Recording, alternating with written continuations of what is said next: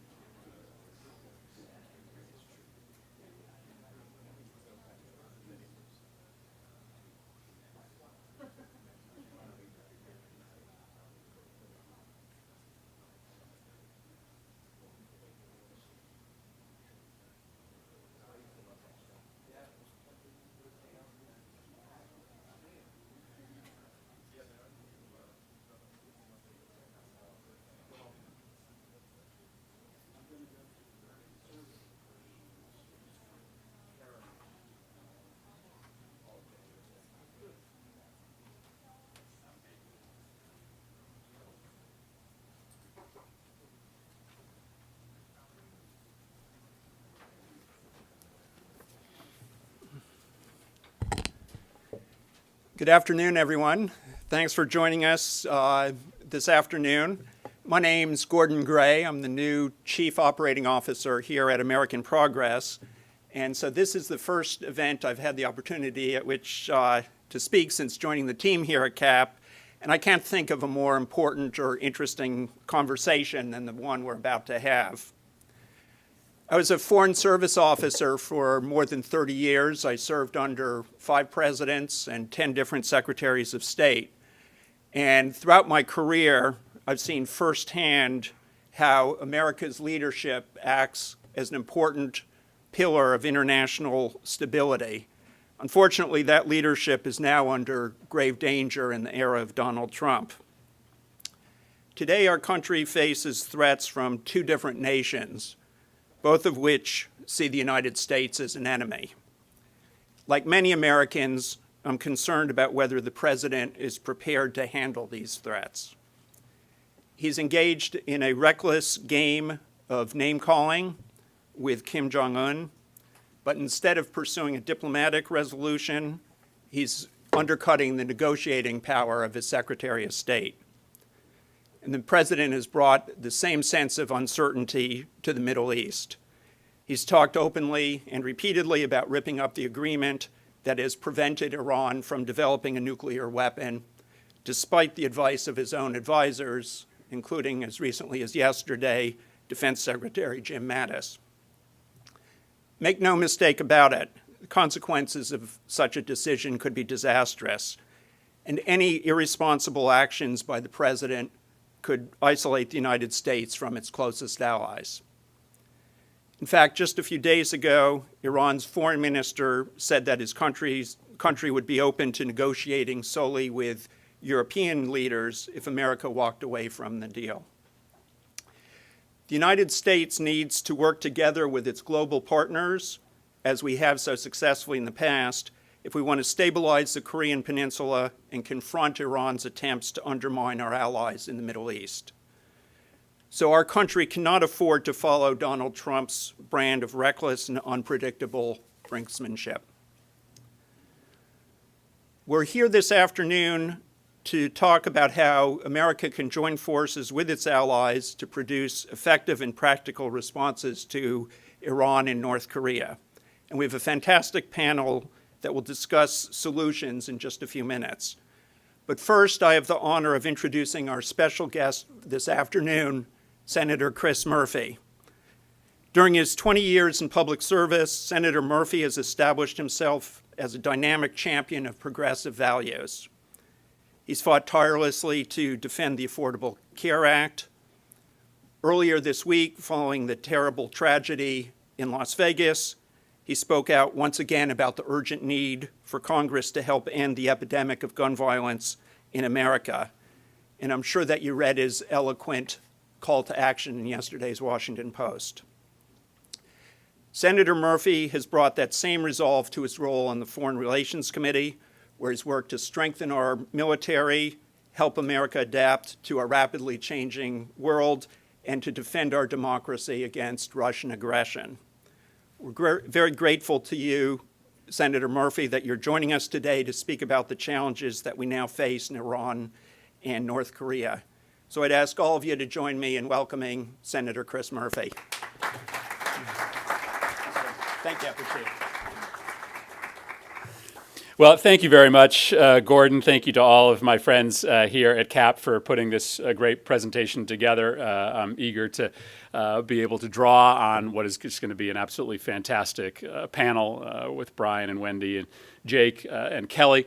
And I want to thank CAP and so many people here for the leadership that you have always provided on the issue of our challenge to respond to the epidemic of gun violence. Our hearts and our thoughts and our prayers, everything that we can muster, are still with those in Las Vegas and, frankly, with the 80 other families who lost loved ones on that same day across the country. And we know that that is not a sufficient response. We suffer not from a deficit of compassion, but from a deficit of action, and CAP has provided a pathway, ultimately, to that action. We are here to talk about a very, very serious subject, and I am not a diplomat, so unlike the august speakers who are going to occupy the panel following my remarks, I don't really need to mince words about what is happening right now.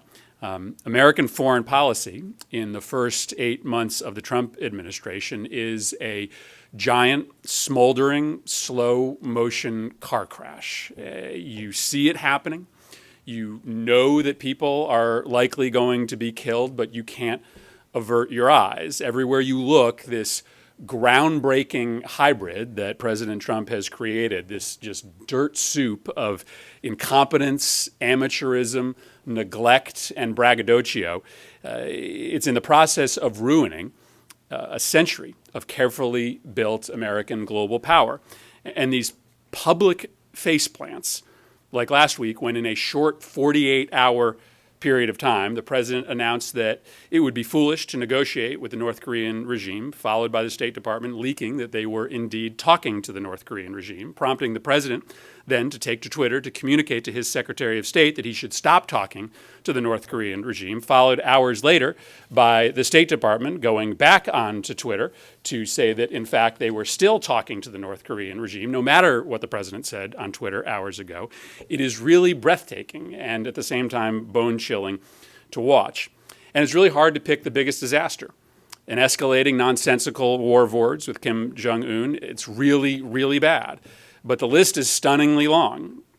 How about pulling out of the Paris Climate Accord, or alienating over and over again our most important allies in NATO, trying to alternatively deny and or cover up the Russian interference in U.S. elections, or refusing to appoint anybody with relevant experience to staff positions at the State Department? How about shutting down American human rights leadership, or brazenly coddling any dictator willing to take a call from the president? The list is really long, but these cascading debacles will all pale in comparison to the one that President Trump is threatening to unleash on the world as we speak, the restart of Iran's nuclear weapons program. So I'm going to talk to you today about why men and women of sound mind and body need to view the continuation of the Iran nuclear agreement as a true make or break moment for the world, and to make the case why now more than ever we need to stay the course.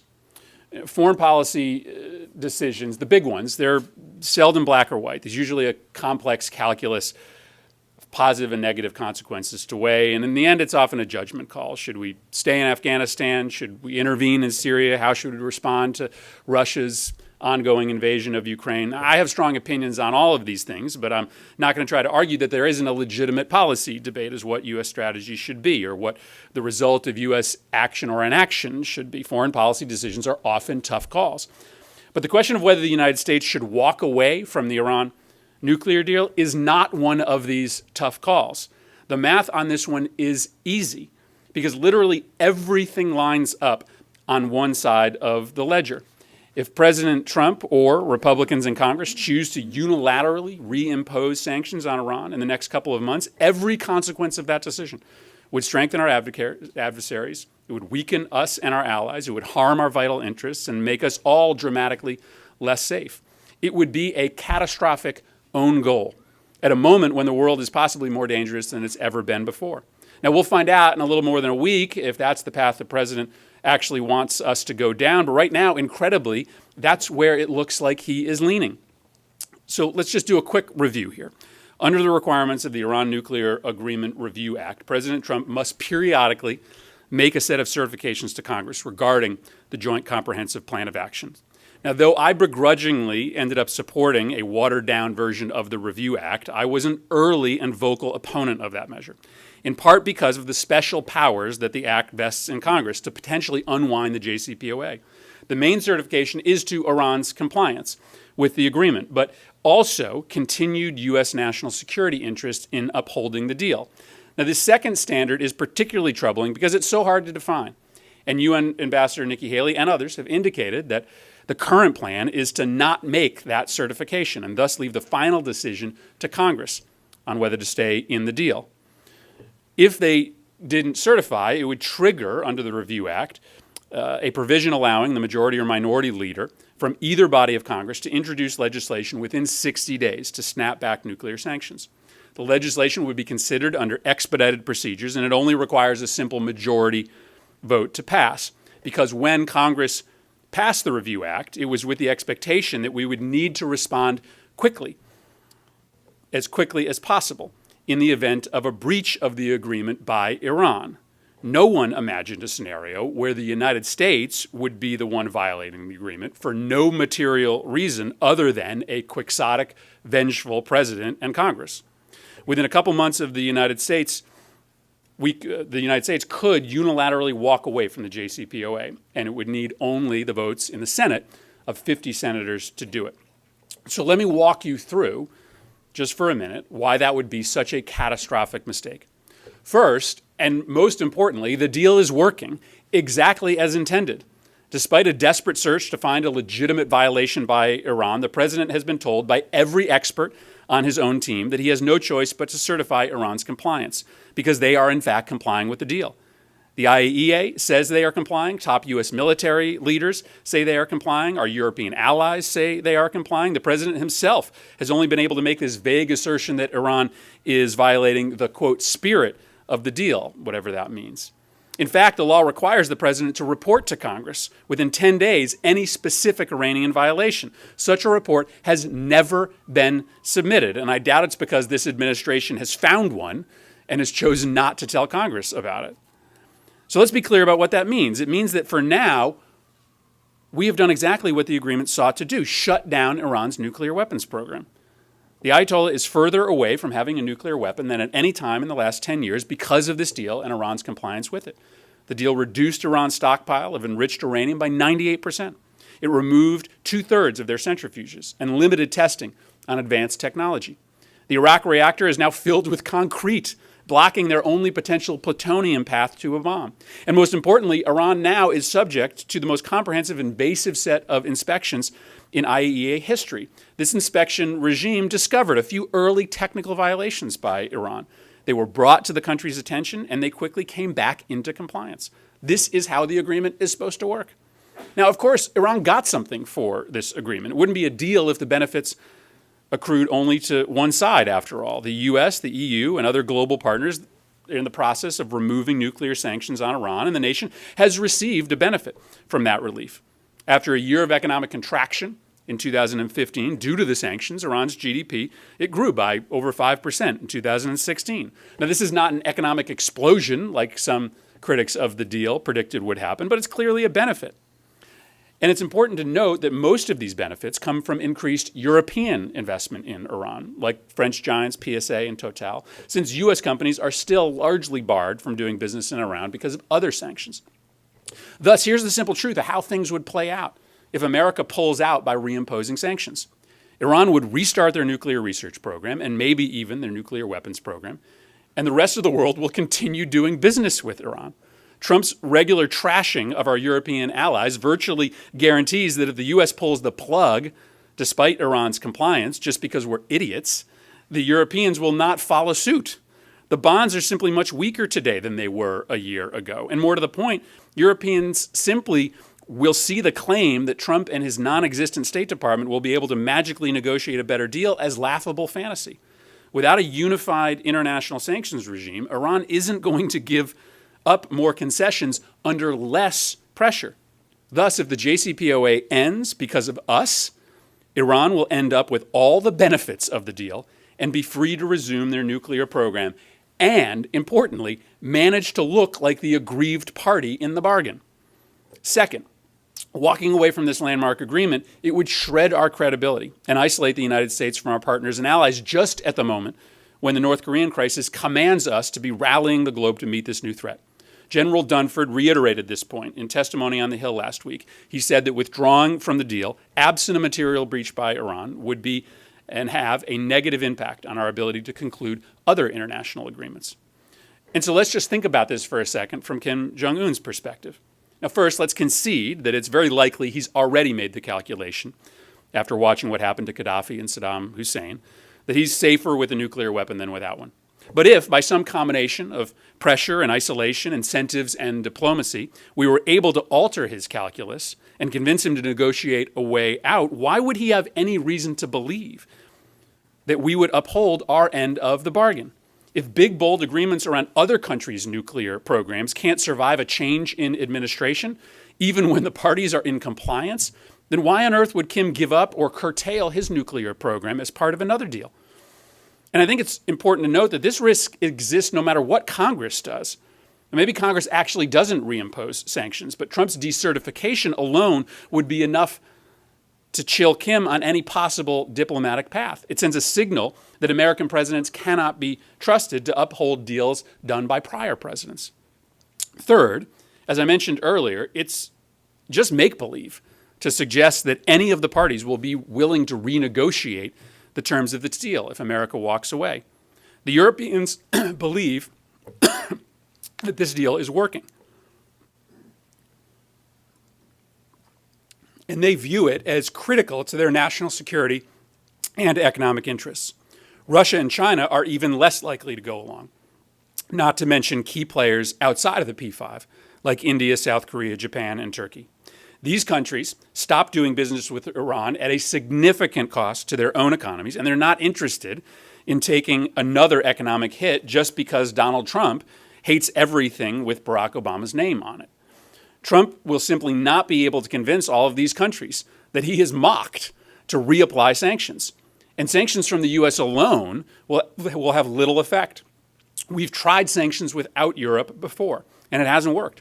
In 1982, the Reagan administration attempted to impose an embargo on major energy projects with the Soviet Union. European allies hadn't agreed to this policy. They had a different view on how to approach it, ordered their companies to fulfill the contractual obligations that they had, irrespective of U.S. threats, and within 6 months, the administration was forced to reverse the policy. And frankly, even if we lived in another dimension and other countries would reapply sanctions, who on earth would negotiate a new deal for us? We have a Secretary of State and a Deputy Secretary of State with no prior diplomatic experience. We have no Assistant Secretary for the Middle East. There is quite literally not a single person appointed to the nonproliferation posts at State. There is simply no one home at the State Department who could pull this off. And I frankly seriously doubt whether Wendy or Jake is going to pick up Trump's calls. So the only good news is that if Trump does choose to simply decertify rather than reapply sanctions himself, there is hope that Congress could apply a firm and loud break. Smart, reasonable Republicans have already spoken up. Ed Royce, the Republican chairman of the House Foreign Affairs Committee, and Bob Corker, the Republican chairman of the Senate Foreign Relations Committee, have both warned against unilateral withdrawal from the deal and speak in terms of, quote, robust enforcement, unquote. They may believe it was a bad deal, but they recognize largely that for now we're better off with it than without it. And here's where our obligation comes in for those of us who support staying in the deal. We need to show congressional Republicans that this is not, frankly, a binary choice. Stay in the deal or get out of the deal. There is a mainstream third choice. We should stay in the deal and immediately start laying the groundwork for a follow-on agreement to the JCPOA. The most legitimate criticism of the deal is that it doesn't last forever. But that's been true of past non-proliferation agreements. Nor is it unusual for a major arms control agreement to have follow-on agreements. SALT I was followed by SALT II. START I led to negotiations on START II, the Moscow Treaty, and New START. The JCPOA's critics also rightly point out that the deal does set aside many of our legitimate concerns with Iran's behavior, its support for terrorist groups, its destabilizing actions in the regions, its missile program, its repression of its own people. That was, contrary to popular conservative belief, its intent to set those questions aside. Terrorism and ballistic missiles are a whole lot more menacing when the financier also possesses a nuclear warhead. But as we showed by the bipartisan passage of new sanctions on Iran's ballistic missile program earlier this year, Republicans and Democrats can also continue to work together to curtail Iran's other deleterious behavior in and around the region. And CAP's new report lays out some ways that we can do that, starting with the president actually implementing the sanctions bill that Congress passed. So listen, the Trump administration's foreign policy has been just a rolling three-ring circus, but the biggest, most outrageous act could be yet to come. Unilaterally pulling the plug on the JCPOA would be a catastrophic self-imposed wound, and given the implications for the North Korean crisis, possibly a mortal one for millions of global citizens. I hope that Trump's advisors can convince him to swallow his pride and sign the certification. It's the right thing to do. But if not, we need to rally to the agreement's defense in Congress, just as we did when the agreement was signed. Whatever shred of our nation's international credibility still remains, it may ultimately depend on it. I thank CAP and all of your allies for inviting me here today.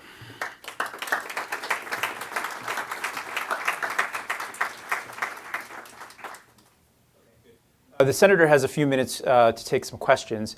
If we have members of the press corps who first would like to ask some questions, if not, we can take others. If you could tell us who you are, your affiliation, and make it a question. Senator, my name is Haigu Garaz. I'm with Argus Media. Do you think you have the support of everyone, every member of your party in the Senate on the points you made on Iran? I can't speak for every member of my party, but I would be surprised if there is division within the Democratic caucus on the question of reimposing sanctions against Iran. Already a number of my colleagues who voted against the agreement have made public their opposition to reimposing sanctions during a period of compliance by the parties subject to the agreement. So I have not done a full survey of every member of the Democratic caucus, but my belief firmly is that it will be Republicans and Republicans alone who will likely own the violation of the agreement should they choose to reimpose sanctions. And I have, as I referenced, I have spoken privately to a number of Republicans who have great misgivings about having their hands on a violation of the agreement. So we have our work cut out for us, but there are Democrats and Republicans who opposed the initial agreement, voted against it as part of the Review Act procedure, who are very wary of going down a path that would lead to the U.S. Unilateral violation of the agreement. Next question, ma'am.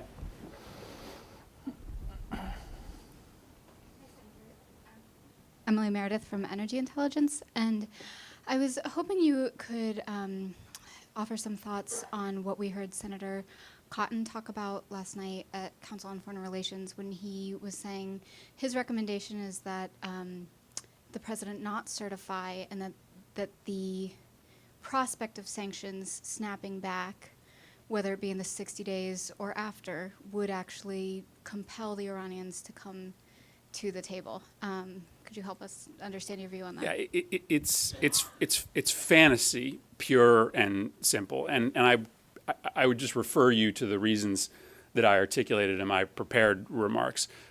First, the Iranians are not going to be cowed back to the table by unilateral sanctions if the Europeans continue to do business with them. The reason that their economy went from contraction to expansion, albeit mild expansion, is largely because of European investment. And if those European nations, who are regularly being verbally brutalized by this president, don't enter into a new sanctions regime, then Iran has very little reason to come to the table. And I do think the practical question of who would negotiate the agreement is important. It was the talent of top-notch negotiators at the State Department who had worked this portfolio for years, a few of them sitting in this room, who got us to that agreement. Without that kind of expertise and experience at the State Department, even without the Europeans, even with the Europeans, it would be very hard to imagine a circumstance in which Iran would be pushed back to the table. Great. I think we have time for one more. Sir? Robert Gard. Some critics say that there's a prima facie case for Iran's failure to comply by refusing to allow inspection of its nuclear facility. Its military facilities.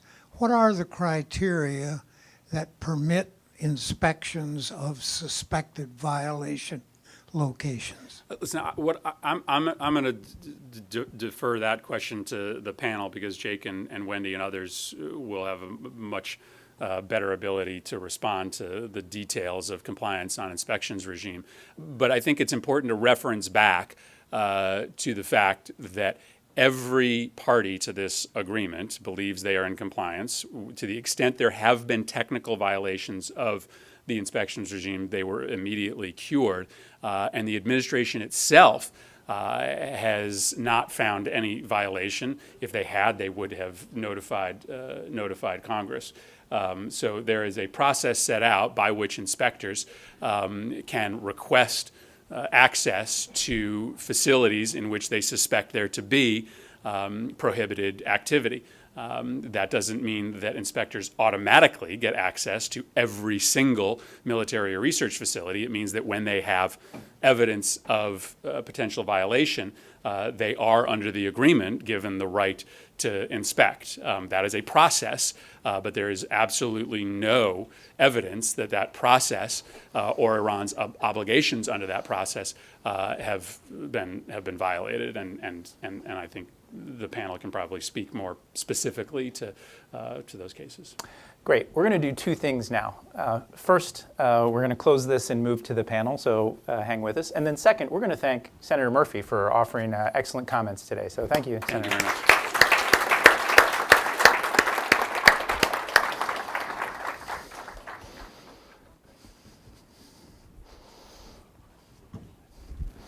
You want to go, Wendy?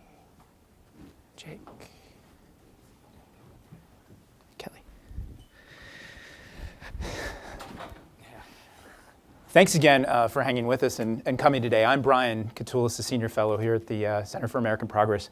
We're really honored to have such a distinguished panel today. We wanted to do two things on these issues of Iran and North Korea at a time when there's such a flurry of news and activity and a lot of speculation about what President Trump may or may not do. First, we wanted to offer our own analysis on what we think is the best way forward, and we provided that for those of you here in the audience in the form of a policy brief we put out last week, which talks about a way to strengthen U.S. options, strict implementation of the agreement, and measures, practical measures, to compete with Iran and deter its activities in the region. And I hope you have a chance to take a look at it. The second part of it is this program. And again, I'm going to introduce the panel. We're going to have a discussion for about 40, 45 minutes, and then we'll bring you into it. And we're really lucky to have such a wealth of expertise here on the stage with us. First, Wendy Sherman, who is one of America's foremost senior diplomats and strategic thinkers. Whenever I see her on TV, I stop what I'm doing and try to get as much wisdom as possible. And we've benefited from her experience. And of course, she was a senior negotiator with both Iran and North Korea. So we'll talk a bit about that.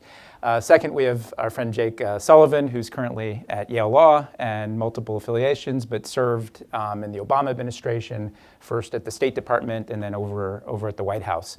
And we're really lucky to see Jake. And then last but not least, and I'm really so pleased because we've gotten to know each other the last month or so, our new vice president here at the Center for American Progress, Kelly Magsamen. She comes to us from the Defense Department in her last position, but a series of positions. And what I think is exhibited here on the stage is, again, a depth of experience and knowledge. It's steady. We want to have a sober analysis of what is happening right now, hopefully to deepen the conversation we've been having here on national security. Wanted to start with Wendy first. And we've all been observing the Trump administration now 8 months in. And we heard from Senator Murphy, I think, very interesting and I think persuasive arguments about this idea of decertification. Based on your experience and based on what you've seen from the Trump administration, what do you think the biggest implications for America's security would be if Trump went down this path of decertification? How would it impact Iran? How would it impact North Korea? And then more broadly as well. Sure. First of all, it's terrific to be here, and I thank CAP for their terrific policy brief, which you all have. And I'd also urge you all, besides Senator Murphy's great remarks, to read the op-ed that Bill Burns and Jake Sullivan produced, which is just first rate. The op-ed by Colin Kahl in Foreign Policy, which is first rate. Secretary Kerry's recent op-ed. And I think tomorrow, Secretary Moniz will have one in the Boston Globe.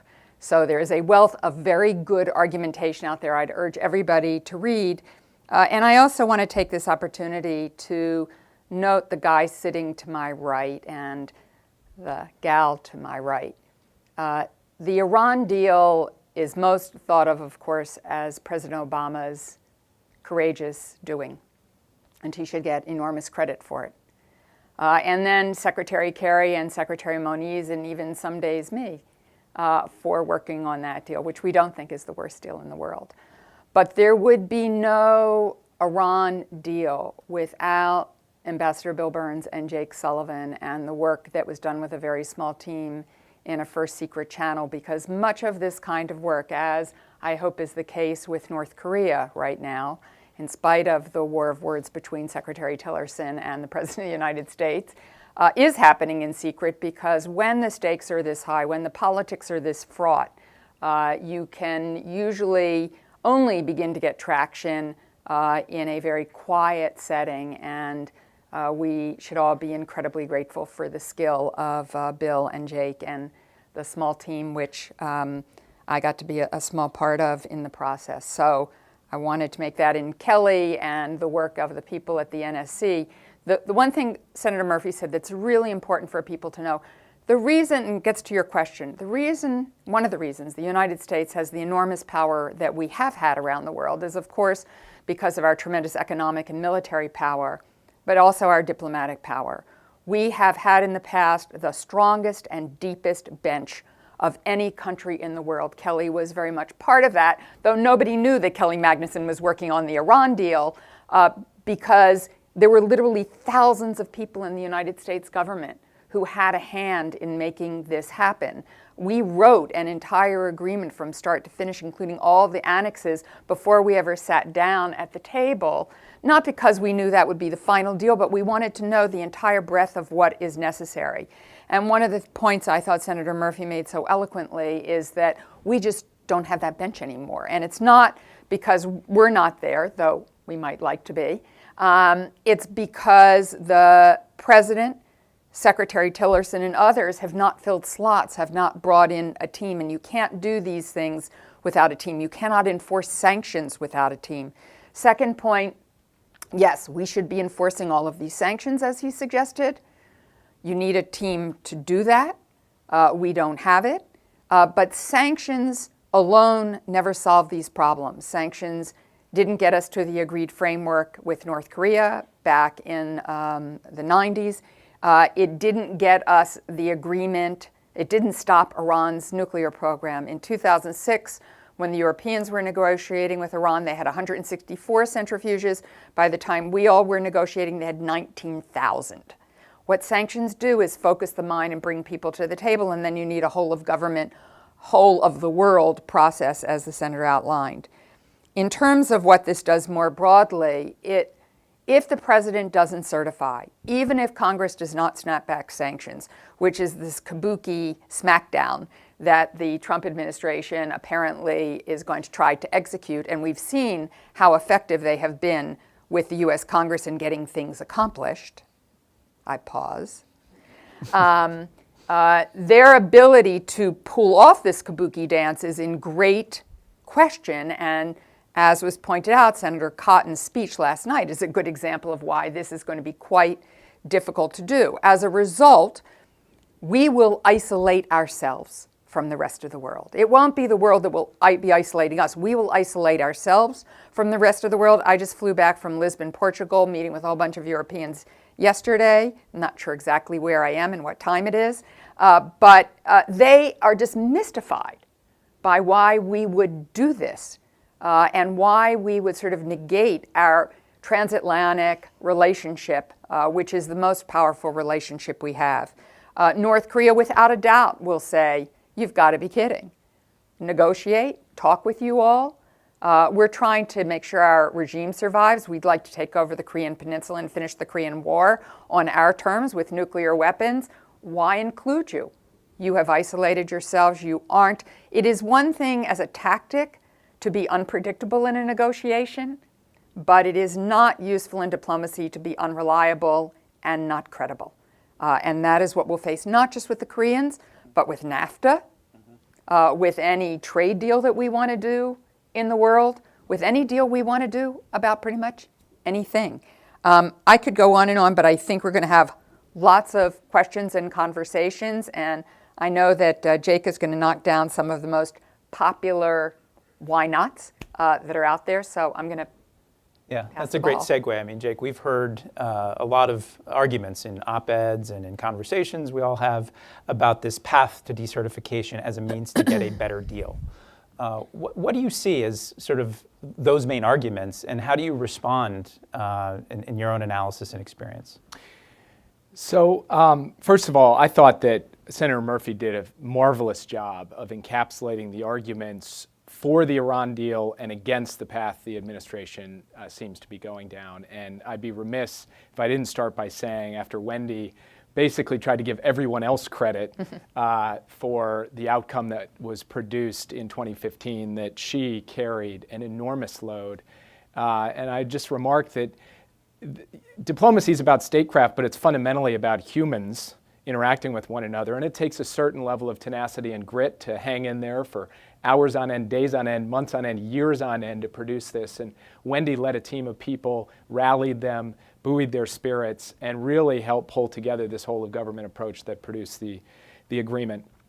The way that I see this is supporters of this decertification path, putting the Iran agreement on a potential path to demise, or at least destabilizing it, in ways that could potentially lead to its unraveling, make three real arguments that I see, that I can divine from the way they talk about it.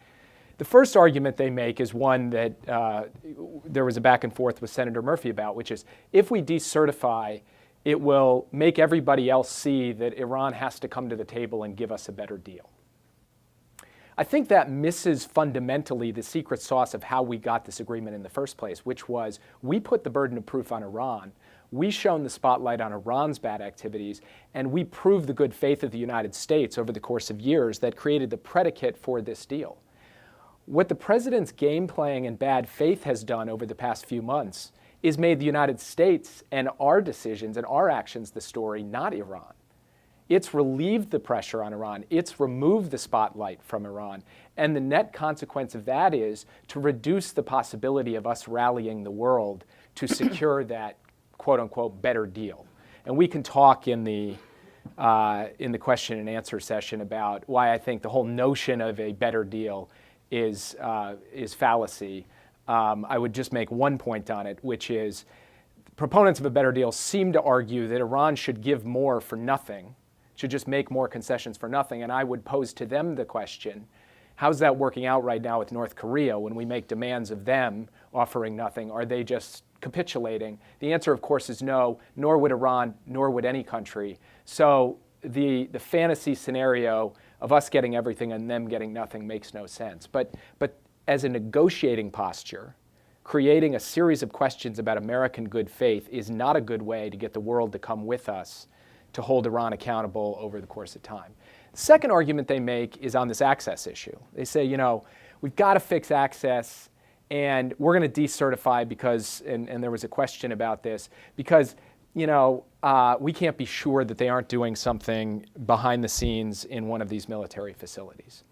Well, here's the deal. The agreement says that anywhere we know there is something happening with Iran's nuclear program, the IAEA has access, they've had access, and they've exercised it over the course of the past many months, and everybody agrees.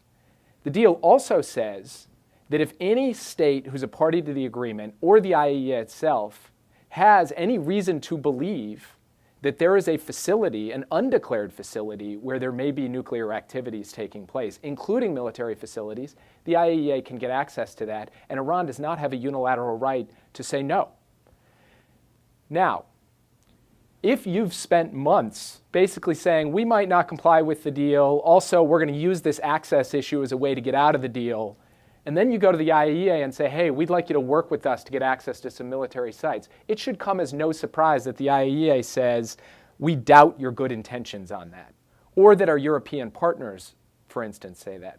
If you commit to the deal, if you say we're going to enforce it to the hilt, and then you go to the IAEA and our European partners and say, you know what, we're nervous about dual-use technologies at certain military facilities. We can document them in the following ways, so we better get access. The deal would allow us to get access.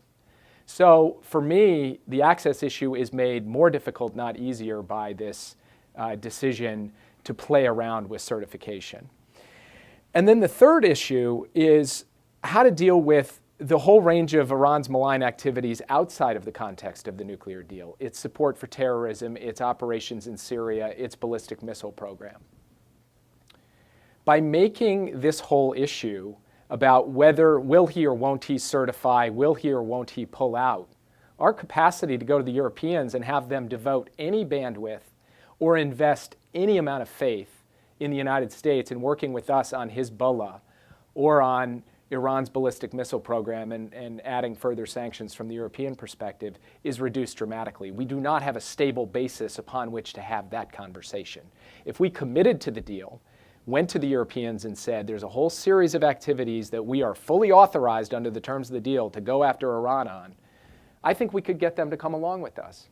But in the current context, they're sitting there just wondering what the heck the United States is up to, and again, relieving all of the pressure on Iran. So for the stated purposes that this whole decertification path is meant to achieve, I actually think it sets us back and does not move us forward. Thanks, Jake. Kelly, the title of our program is On the Brink in Iran and North Korea. And I think a lot of us are unsettled by the last few months, last 8 months, of how Trump has handled things overall.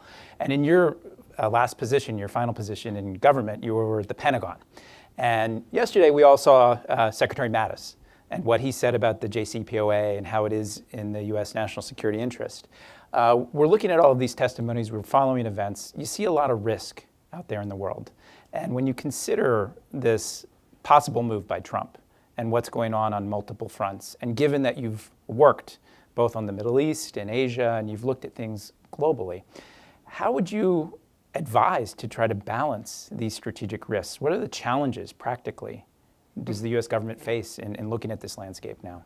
Well, first, I also want to thank Wendy and Jake for making time to do this event today, and to Senator Murphy for his fantastic, I thought, set of arguments and remarks. So just putting on my Pentagon hat again and thinking about it from the context of Secretary Mattis or General Dunford, their most important job as Chairman and Secretary of Defense is to balance risk and to look across the world and decide where to place forces, where to flow posture, et cetera. And so, their dance card is pretty full right now with, North Korea, a little mini surge in Afghanistan, the counter-ISIL campaign, Russia, and China. So those are major threats that the Secretary and the Chairman are having to take into account as they're thinking about allocation of forces and resources. So if Trump decides to decertify and start the slow unraveling of the deal, which it looks like he's going to do, the first thing if I'm Secretary Mattis, the first thing I'm thinking of is how do I manage risk in potentially 2 crisis theaters, both in PACOM with U.S. forces Korea and also in CENTCOM.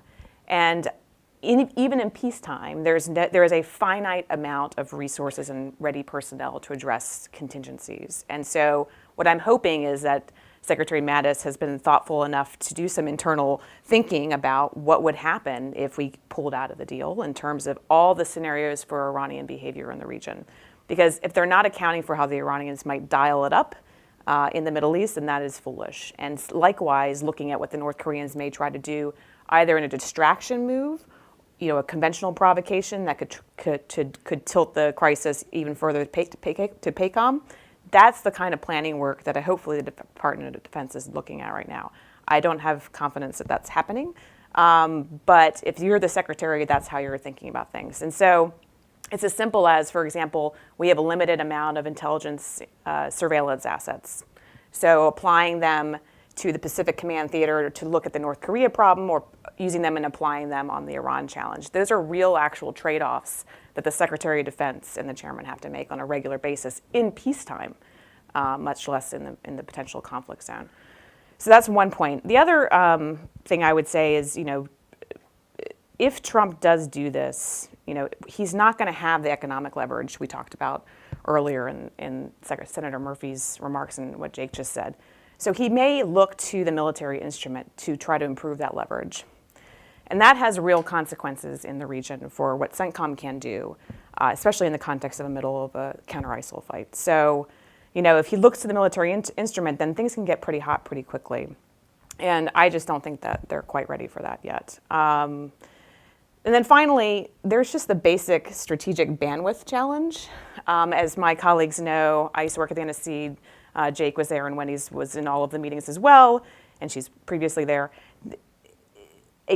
One crisis can consume an experienced and well-functioning team.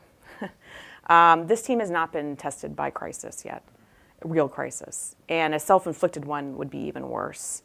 And they don't even have a fully fielded team, as Senator Murphy was already discussing. So I just think it's strategic malpractice for them to think that they're going to start, to destabilize a theater at the same time they're trying to manage a North Korea crisis, which they are obviously, as Wendy pointed out, not managing very well.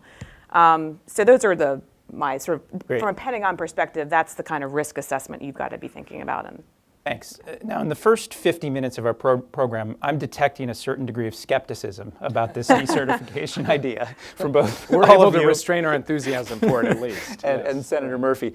What I'd like to do, though, is try to turn to what could be done. And I know right now we're in a period of uncertainty. We're waiting for the president to make a decision. But here we are 2 years plus after the deal. We have some experience, we have some knowledge of what Iran is doing in the confines of the deal, as well as what's happening in the region.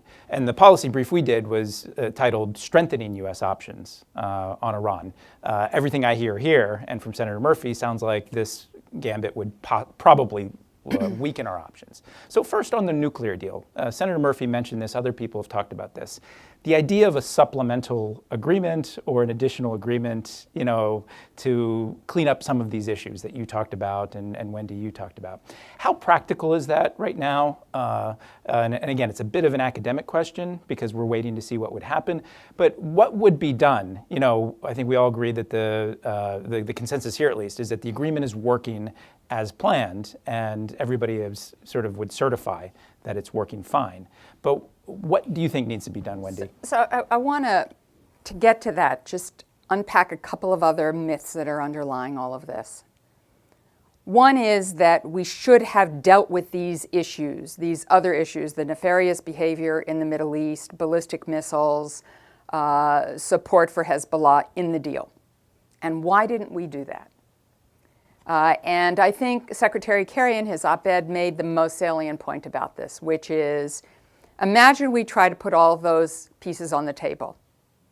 Iran could have said, well, okay, we'll pull back from Hezbollah, but you have to allow us to begin using our advanced centrifuges now.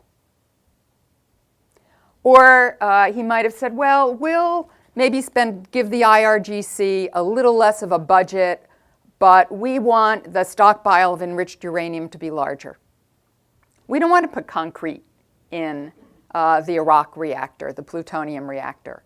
So we would be trading off security around nuclear weapons against all of these other issues, or those other issues trading off from the other direction. The puzzle on this nuclear deal was difficult all in itself. It took years to do this. Imagine if we'd had all these other elements on the table, we would have weakened the nuclear deal further, just in our efforts to try to navigate all of these other issues as well. Secondly, our Gulf neighbors told us at the beginning of these negotiations, don't discuss those other deals because we're not in the room and it's our regional security. Mm-hmm. And then, of course, as we got closer and it looked like we had a deal, and understandably they said, hey, what about us? Deal with our things. So I think that it is absolutely appropriate that we sit with Europe, with Russia, and with China and say, there are these other problems. Mm-hmm. And what can we do? Obviously, we're most likely to be of like minds with our European colleagues. I think we would all be glad to think harder about what to do around those issues, how to use the international community and the Security Council to do that. You all discussed some of those options in your paper. We certainly can discuss further deterrence with them, both deterrence, United States-based deterrence, as well as broader international deterrence. That's important for Iran. That's important in their missile program. It's clearly critically important where North Korea is concerned.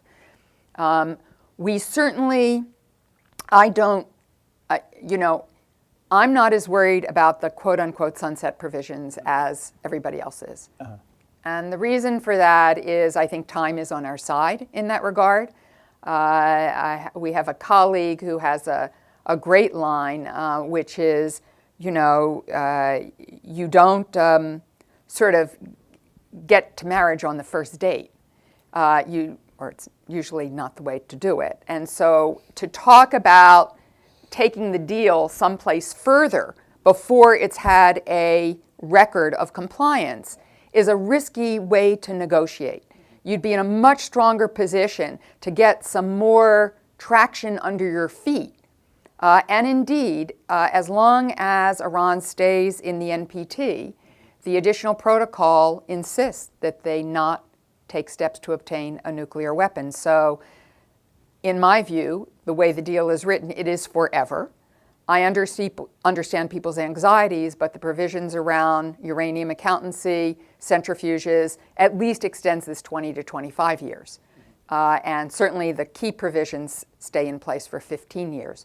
So I think it is oversold that has to be worked on, and the Europeans have been categorical.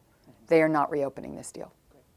Kelly or Jake, do you have any? I would just pick up on what Wendy just said. I think opponents of the deal have engaged in some sleight of hand in the way they talk about this quote-unquote sunset provision. almost as though what the deal does is authorizes Iran at the end of it to go get a nuclear weapon. Okay, that's a kind of common trope for how to talk about this. The deal permanently bans Iran from getting a nuclear weapon. It permanently imposes an inspections regime on Iran to make sure that we are policing that. And as Wendy says, it has long-term provisions from uranium stockpiles to accountancy that help us manage that threat. And all the while, we retain every option we had the day before the deal was decided if we ever decide this isn't working for us and we need to do something else.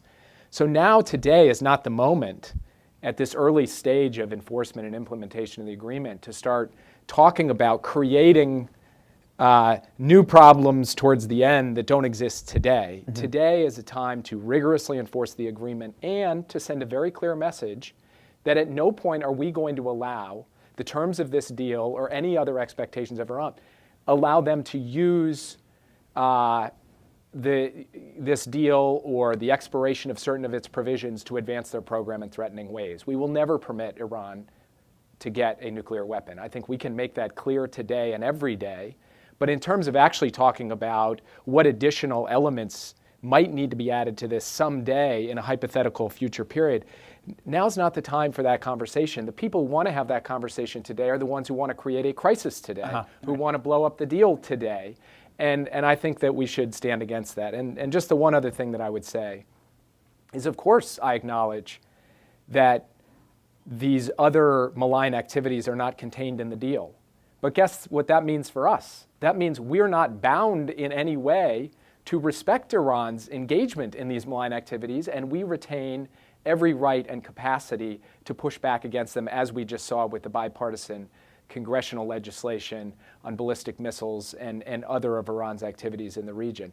So to try to frame it as though we made concessions on these issues as part of this deal is completely wrong. We again retain every right and capability to deal with Iran on all of these other issues, even as we put its nuclear program in a box. And what are those things that we could do that make sense? Because we offer a formula of defending our allies like Israel and partners in the Gulf, deterring Iran's targeted activities, and then competing with them, which is, my assessment, is that the Trump administration has been very blustery in its rhetoric. But on the ground, when our team goes to these countries, we don't see what the actual game plan is to compete effectively with Iran and respond. Maybe, Kelly, you can offer some additional ideas on that front. I agree with the free hand point that Jake makes. I mean, the best thing that the Trump administration could do right now is actually articulate a regional strategy and what that looks like. And I'm not just talking on the military side, but on the political side, for example. You know, we set up this U.S. GCC summit in the Obama administration, and we did that for a reason, so that we could explore all kinds of ways to, improve the security of our Gulf allies and partners as it related to Iran's destabilizing behavior. So there's content that's already there that the Trump administration could actually pick up the ball and carry forward. So that's one piece of it. There's, ballistic missile defense things we could do in the region. There is greater intelligence cooperation, intelligence sharing agreements that we could form. I mean, there's a long list of things that the Trump administration could pursue that we started in 2015 and 2016 by design for this precise reason.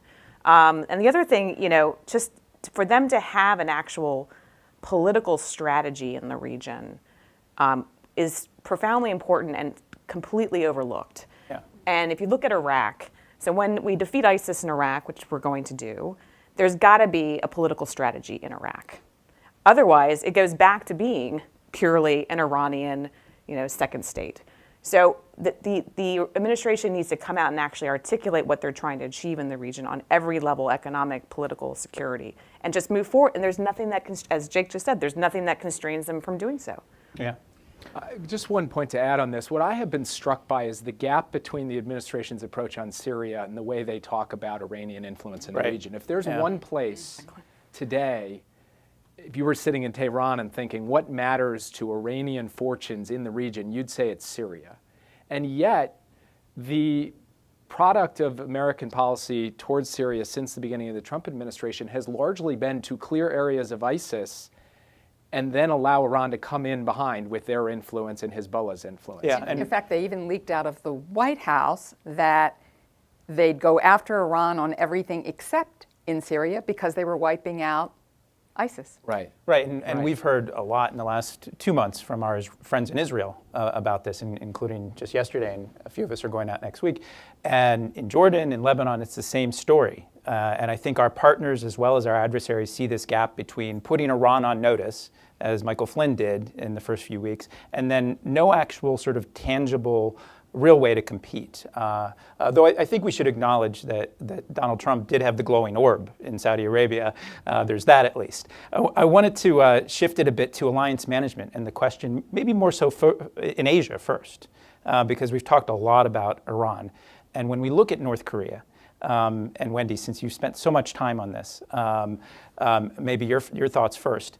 How do you see the Trump administration handling some of our key partners like South Korea and Japan at this moment of crisis? And what differently should we be doing there? Right. I think your word is one well chosen. They've been trying to handle our partners in Asia, not work with our partners in Asia. And that's a tactical approach, not a strategic approach. Whether, there's no question that President Moon Jae-in came in as president of South Korea hoping for a revised sunshine policy from the days of Kim Dae-jung and found himself confronted with a very different reality. And he is adapting to that reality, which is pretty tough given how he campaigned, but he understands what he's faced with and he's adapting to the realities in front of him. That is staying in South Korea and probably going to be increased as well. So he's trying to manage his own domestic constituency and his own campaign promises, but taking on the realities of the threat of North Korea. I think Prime Minister Abe was very wise to try to early on during the transition link up with the president, but it's cost Prime Minister Abe a great deal in that regard. He's facing, partly because of economics, maybe largely because of economics, a snap election to try to gain some more traction in this. But we really are not, other than some cosmetic things like holding a trilateral in New York during the UN General Assembly, doing that day-to-day work that has to go on with our allies and partners. And as is the case in 40% of our embassies around the world, there is no U.S. ambassador in South Korea. You would think in the middle of the crisis this would become a huge priority because so much work has to be done on the ground. Secondly, we certainly have to be talking with China on a constant basis, and a lot of that should be happening quietly. China has a lot of interests. They aren't all the same as ours. They make a lot of sense from where they sit. There are some answers to China's questions. Not easy. They won't get everything they need, but we ought to be working that very carefully diplomatically. I'm glad Secretary Tillerson went, but his going ended up in a terrible boomerang for him because he was, pushed back by the president in terms of saying, well, actually, we are trying to talk to them in ways that might be possible. So we haven't done the alliance management, and we haven't worked with the broader group. In the Iran deal, as most of you in this room know, we spent, I joke all of the time, we negotiated inside the administration. We negotiated with the Congress. We negotiated bilaterally with each of our partners in the P5+1. We negotiated with the P5+1 as a group. We negotiated with Israel. We negotiated with the Gulf countries. We negotiated with partners like India and Korea who had pulled back their consumption of Iranian oil and needed some help. And then occasionally we consulted with Iran. And negotiated with Iran. I mean, it is a very, very time-intensive, people-intensive process to do alliance management, but it shouldn't be management. It should be alliance partnership. Right. It should be heading towards a common mission and a common objective that you have structured, because then you've got the world all working in the same direction. That's not happening with North Korea. Great.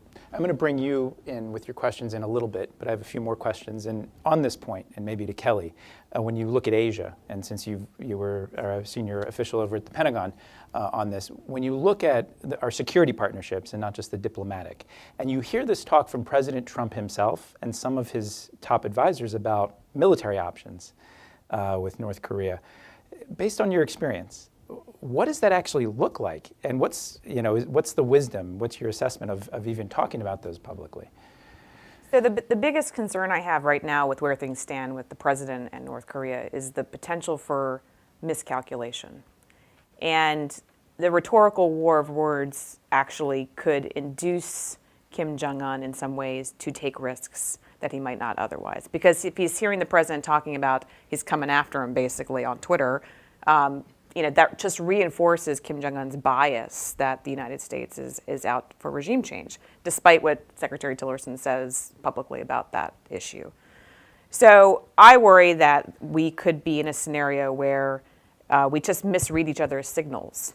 And in that instance, I don't worry about necessarily Kim Jong-un, launching a missile at the United States, because I do think we have a pretty strong deterrent in that regard. But I do worry about him launching artillery across the border or trying to sink another South Korean vessel. And that's how wars start, by accident in many cases. And so that kind of environment and that kind of rhetoric can only increase the potential for that. And to get to Wendy's point about allies, the biggest concern in Asia, with respect to North Korea is that we're going to decouple them from us. That once North Korea achieves its full nuclear ICBM capability, that they'll be able to use it for coercive purposes against South Korea and Japan, and that we will not be able to respond because Kim Jong-un will be able to hold American interests at risk. So their biggest fear is that we're going to leave them behind. And so the thing we need to be doing the most right now is aggressive, accelerated, and sustained ally embracing and reassurance. And that can come in many forms. That can come in, reassurance activities that the Department of Defense does. But to Wendy's point, very good point, just basic diplomacy, communication, and engagement on a regular basis, which they've been doing some of that, but Secretary Mattis in particular, I think, has been sort of the alliance guy for the Trump administration. They need to be doing a lot more of that and more systematically. I just add one quick thing on this, and this is a shout out to a Republican. At the beginning of the George Bush 43 administration, we had what's called the EP3 incident. You all may recall there was a U.S. intelligence plane flying around China. There was a Chinese fighter jet, and they had a midair collision. The Chinese pilot died. 23 American crew members ended up on Hainan Island. In what we all held our breath and were terrified would become an enormous crisis of huge proportion. Through very quiet and careful diplomacy, on a hair's trigger, this got resolved. President Bush sent what was called the two sorries letter, where he basically, we didn't apologize. The U.S. doesn't like to apologize, but we said we were sorry for the death of the pilot. We were sorry that we hadn't given a heads up for being in the area, and we dissolved that. Imagine if today we send a B-1B bomber up in the international airspace around North Korea. North Korea sends one of its very poor airplanes toward the area just to sort of irritate us. There is a midair collision or a brush of some sort. Imagine how that would get handled under current circumstances. And unfortunately, there is actually a North Korean track record on this front. Yes. In 1994, they shot down a U.S. Army helicopter.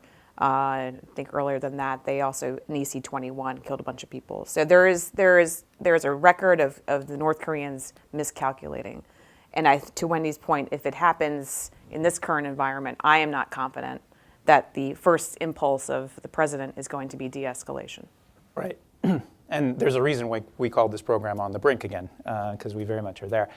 My last question, and it's a bit more looking at us and inside of the United States as a component of unity and how we approach these difficult national security questions.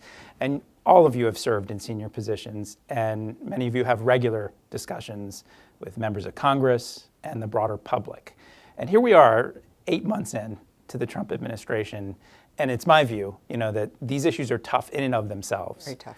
But then when we have hyper-politicized efforts to try to, offer a different suggestion or the type of debate that we have, it's hard to predict what will happen, I think, given the nature of this president. But if you were to predict if he moves to decertify, How do you think members of Congress, both Republicans and Democrats, might react? You have a lot of speculation right now. And I think some concern, Wendy, you raised this, everybody did, about the Trump team's ability just to execute on basic things that they want to get done. What's your prediction on how first the Congress might react and then the broader public?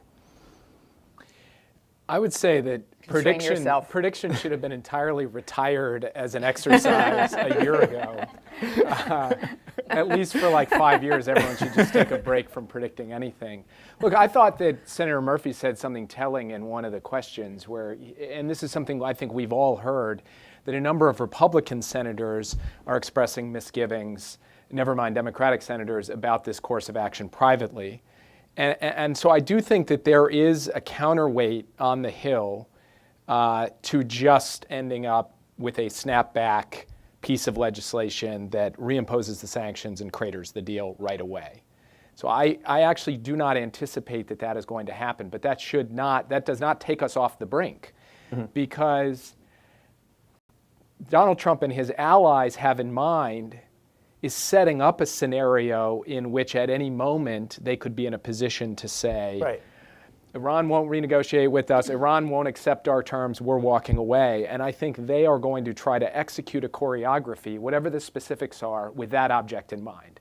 That they decertify so as to destabilize, and that they then have the tools to at any moment, in a month, in a year, in 2 years, say, okay, now we're done, and by the way, we had some help from Congress in authorizing our right to do that. And I think they'll look for some legislation up on the Hill.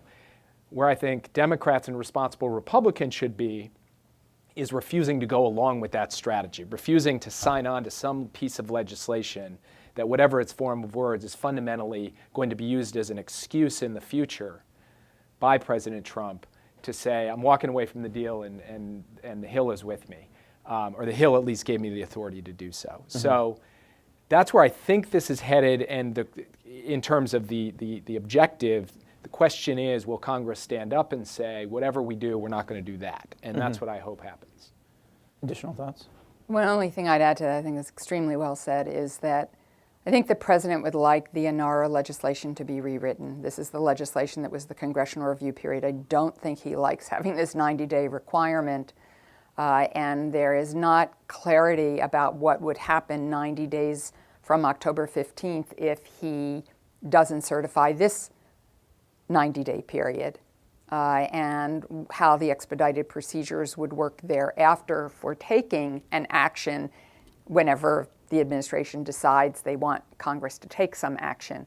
And I think that all the members should be very thoughtful and very careful about what they do here. Great. We've covered a lot of ground in about 40 minutes or so. Now it's your chance. We're going to open it up to your questions. If you could tell us first who you are, if you've got an affiliation, and definitely make it a question. So, sir. And the mic will come to you. Yeah. Hi, I'm Jonathan Hudson with Rethink Media's Peace and Security Collaborative in DC. And I'm looking forward to what's going to be happening a month from now when, as you know, President Trump plans to tour 5 Asian nations, November 3 through 14, with a stopover in Hawaii on his way back. So in the lead up between now and then, and during that time, what should we be doing to close the door on the notion that there is a military solution that could be followed in lieu of diplomacy on North Korea? First of all, I think we all have to be very careful, and you tried to couch what you said. There are military options. They're all just horrible. But there are military options on the Korean Peninsula. And any of us can probably run through what some of them are, but they're all have tremendous risks and problems. And as Senator Murphy said, mortal consequences. The really kernel of that trip is going to happen beforehand, not just what he does on the Iran deal, what he does in terms of his tweets on North Korea, going forward and what North Korea does and whether we have any conversations going on of any depth, but China's 19th Party Congress, which comes this month. As you probably know, because you follow these things, you know that President Xi Jinping really seeks to solidify his power and control of the 19th Party Congress, wants harmony and peace for that Congress. There are reports that he wants to come out of that elevated to just after Mao in terms of the hierarchy of historical importance in China. This is a very critical moment of consolidation. The reason this matters so much is that when the Chinese hosted the Brink meeting, that's when North Korea decided to take a shot. There's an expectation, which you heard from the South Koreans, that they would expect there to be a further provocation in October. And this is why, because of the 19th Party Congress, to try to mix it up. They don't entirely trust China either. They trust themselves only. It's all about juche and self-reliance. So I think we won't know exactly how things are going to play out in November till we get through October, which I think will be incredibly difficult because I do expect there to be further provocations. Some of the legislative sanctions are going to go into effect during the month of October that got passed by Congress. So we have a long way to go before the president gets to that trip. That trip will be critical. And that's one of the primary reasons Secretary Tillerson went to China. His visit there got carved down to 4 hours because of some airplane problems, which, you just can't make this stuff up. And so we need that ongoing constant diplomacy. It doesn't just happen when the principals show up, and it certainly doesn't happen over a chocolate piece of cake at Mar-a-Lago. I would just say one thing in addition to what Wendy laid out, which is, having served in the Obama administration, we couldn't come up with an answer to the fundamental question of how do you avoid one of two outcomes, either war or North Korea ending up with a nuclear-tipped ICBM capability. How do you find that third option? We didn't come up with an answer to that, so I have to speak from a position of humility on this. This trip, I feel the administration has to arrive at a strategy for how they're at least going to make an effort. I was going to say take a shot. But make an effort at hitting that third alternative, the alternative we'd like, something other than war or acquiescing in a North Korean nuclear-tipped ICBM capability. They've got to decide what they're prepared to put on the table and what their strategy is to achieve it, and they're going to have to be realistic in doing that. They're going to have to say, this isn't going to be a pretty deal if there is going to be a deal. It's a long shot no matter what, but it's going to mean us doing some things we don't want to do. And they've got to have those tough conversations here internally and arrive at a strategy that then they try to execute first with our allies and partners, then with the Chinese, and then with the North Koreans. I don't get the sense that that's really happening right now. And with all the humility of us not having achieved a result in the period of the Obama administration, we never suffered from actually trying to think through what the strategy we were going to execute was. And I'm a little worried that we're adrift at the moment, and that us being adrift is playing out in these dramatic public ways like it did over the weekend with Tillerson and Trump. I think both Jake and Wendy addressed most of it. I would say there is runway between war and capitulation, and part of that is pressure and sanctions, which the administration is pursuing, which I think is good. Now the key will be follow through, and part of follow through is effective sanctions diplomacy. And of course, getting back to our last conversation, if they do pull this move on Iran, that's going to completely undercut what they're trying to do in terms of sanctions enforcement and implementation globally on North Korea. It also will undercut their China play, which is largely what they're doing, which is to put as much possible pressure on the Chinese to put pressure on the North Koreans. Right. So again, back to the Iran challenge, if they go and undermine the deal, that puts them in a worse situation with the Chinese as well. So this is where the interplay between the two at this particular important moment, and the president heading to Asia on his first real trip is pretty significant. Yeah, that's a very important point. Just one quote on this. UN Ambassador Haley, who I think has done a good job getting 2 Security Council resolutions through on North Korea, on sanctions, said that if the president doesn't certify, these aren't her exact words, if the president doesn't certify, it will show North Korea that we don't make bad deals. Just think about that. That's not how North Korea will see it. North Korea will see this as we are unreliable and we don't have credibility, and that no matter what kind of a deal, we will not uphold it. And it doesn't make us tougher with North Korea. It isolates us from all the rest of the world with North Korea. I mean, the logic is a bit like, walking away from a mortgage and then going to a second bank and saying, see, that just shows how smart I am about not abiding by what I thought was a bad deal. That second bank's not going to be like, oh, you're really smart, we're going to give you a better mortgage now. They're going to say, you got bad credit. And that would be the result here. Yeah, that's an important point. The decision to decertify on Iran will actually weaken our hand also on North Korea, is a consensus. Okay, we have some time for more questions down front here.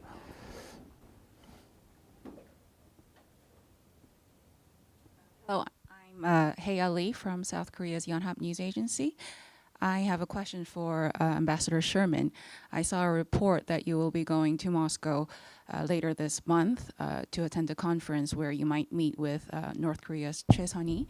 So could you confirm that report and what you hope to achieve through the discussions, if you're about to have any? There aren't structured discussions. That report is because I am going to a non-proliferation conference that is held, I think, annually in Moscow. I'm going principally to be on a panel about the Iran deal. And my understanding is that North Koreans will have representatives at that conference. That's the sum total of what I know. Great. Next question. We have stunned the room into silence over here.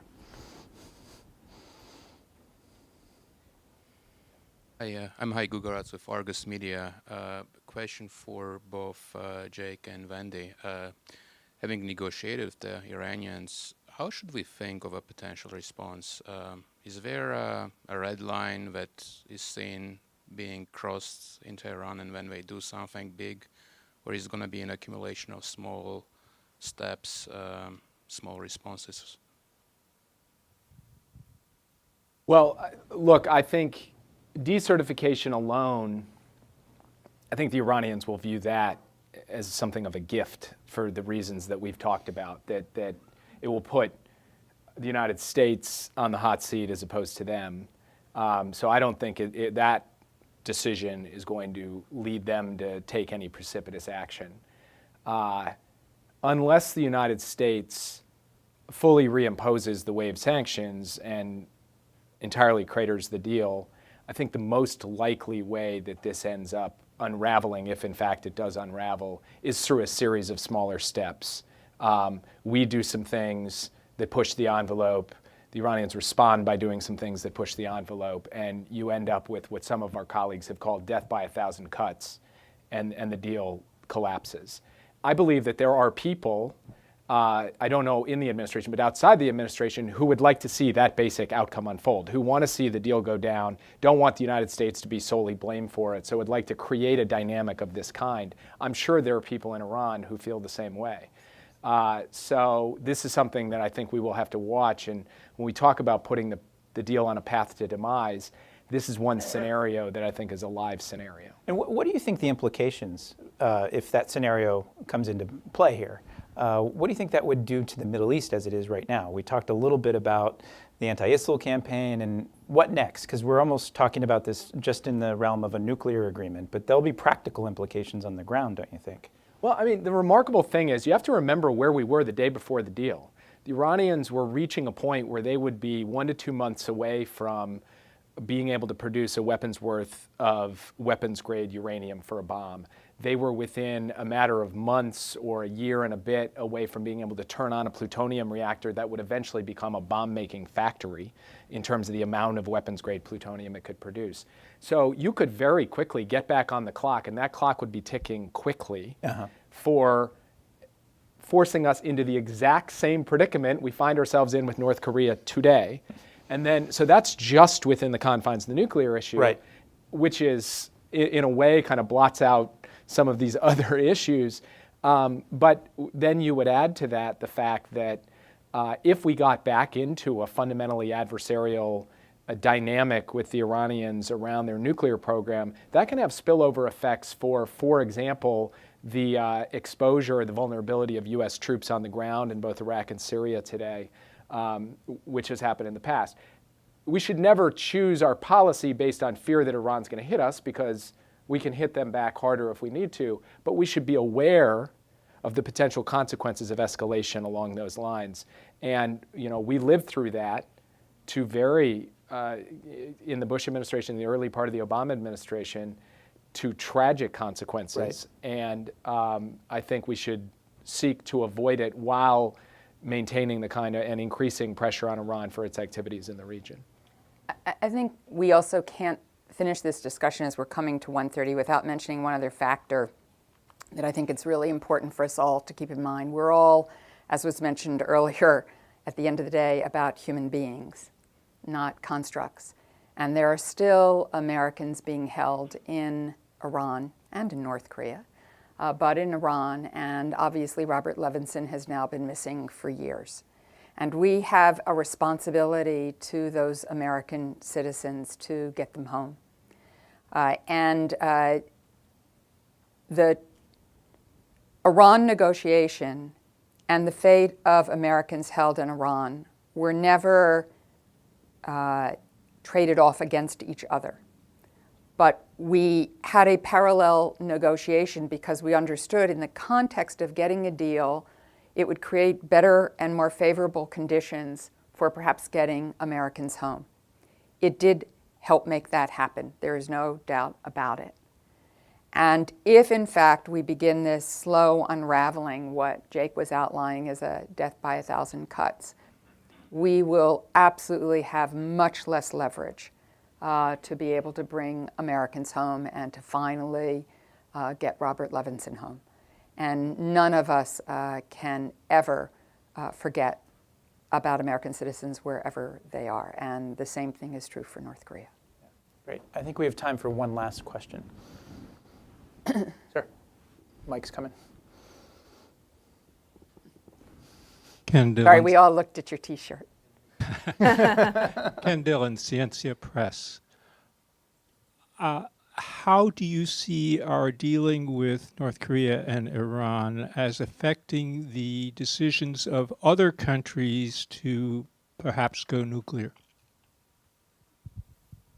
Well, we'll see. I think it will be a factor, absolutely. It's already going to play into the North Korea context where they're already pursuing it, but it's certainly going to induce them to double down even further.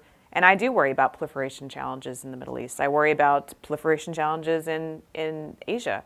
The Japanese and the Koreans could decide at some point, hey, we've got to do what we got to do to protect ourselves in the absence of American leadership and in the absence of American focus on solving this problem. I think that's probably a low likelihood, but it is a possibility that we need to take into account. And certainly in the Middle East, there's been a longstanding concern about the potential for Saudi Arabia as well to try to achieve a capability. So I worry about it. Do I think it's an immediate issue? Probably not, but certainly over time.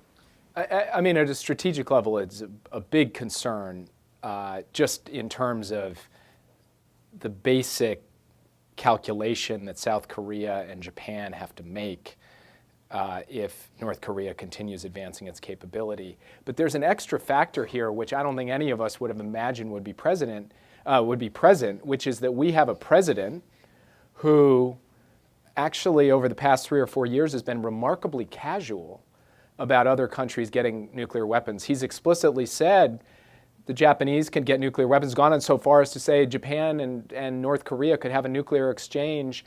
I think his quote was, "Go ahead, enjoy yourselves, folks." He said Saudi Arabia could go ahead and get nuclear weapons for all he cares. So, I don't think that's the way they're practicing their policy right now, but the fact that that's part of his instinct means that the careful management that's required as we move forward here to give the extended deterrence assurances to our allies in Asia and to continue to talk to our partners in the Gulf and across the Middle East around the dangers of nuclear proliferation. It requires a president to see just what a severe risk it would be if several more countries join the nuclear club. And I'm not confident we have an occupant of the Oval Office who feels that way right now. It is why, in my view, it is critical that the objective for the Korean Peninsula, for North Korea and the Korean Peninsula, is a denuclearized peninsula. The chances of us getting there tomorrow are not high, to say the least. But the reason that has to be the U.S. objective or frame is because we cannot send a signal that proliferation is possible. We cannot send a signal that if you just move quickly enough, we will accept you as a nuclear power. It is why the Nobel Committee decided to give Barack Obama a Nobel Peace Prize before he had executed policies he laid out in his Prague speech, because they thought it was so important that the world be serious about denuclearization, not just countries that wanted to become nuclear powers, but those of us who already are. So for us to send signals that somehow this is acceptable is to create a world which, as Jake wisely pointed out, the president has posited where everybody's got them. That's not a world I want my grandkids to live in. And we're going to end on that note. We've had a very rich and I think sobering discussion, and you've been a great audience, including those of you on the live stream. So please join me in thanking our panelists for a very good discussion here. Thanks.